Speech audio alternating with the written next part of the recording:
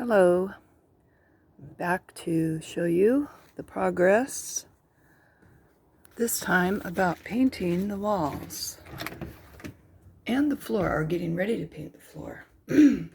So David Reeves put in the plywood portion of the walls, and I think the lighting in here is not going to really show you the actual color very precisely, and I think this camera also changes colors, makes them more vivid.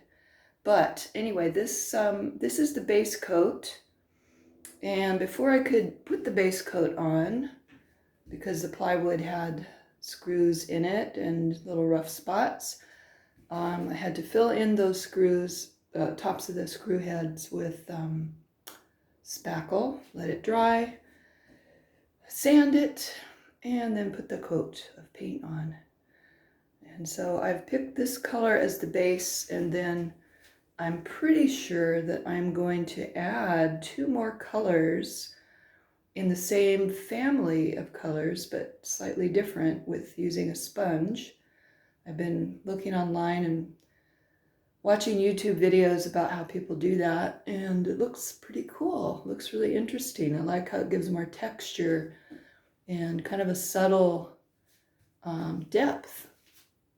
Now you can see there's a different color underneath the loft, and partly I was going by, well, first of all, the underneath the loft is not going to be visible because I'm going to hang a curtain down. That's going to be an area for storage.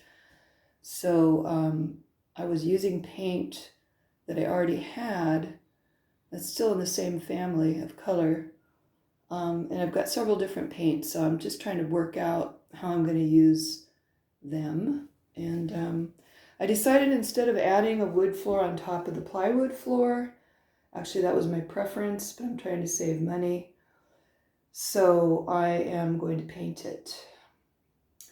And then I'll just jump up here. As you can see, the ceiling hasn't been put in yet, and the walls in the loft I'm going to have paneled. So the ceiling and then the nook where the loft is not going to have plywood. It's going to have probably cedar paneling. And I'm waiting for a carpenter who can do it, but he's super busy and he's not available for a while. So I'm working on this other stuff. Now to the floor. I have I thought that the plywood had just a lot of different the grain of the wood, but when I got down and looked really close, there are just actually tons of gouges, and it's very rough. So what you see is the spackle that I've been putting down and trying to fill all these little holes, gouges, cracks, because I would really like my floor to be smooth so that it's easier to clean.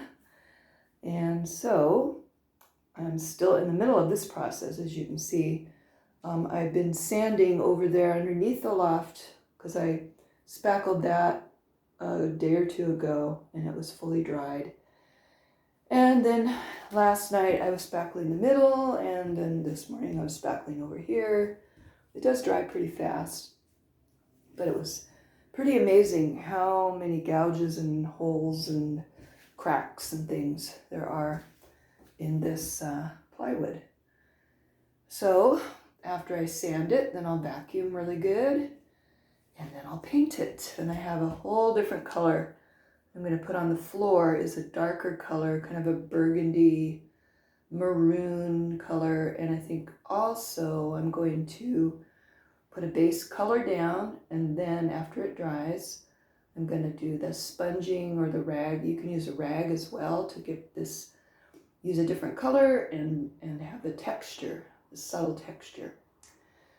So that's the plan, and this is the sort of halfway through the process, and then I'll do another video when I get the other colors on and I get the floor color painted on, and it's coming along, slow but sure.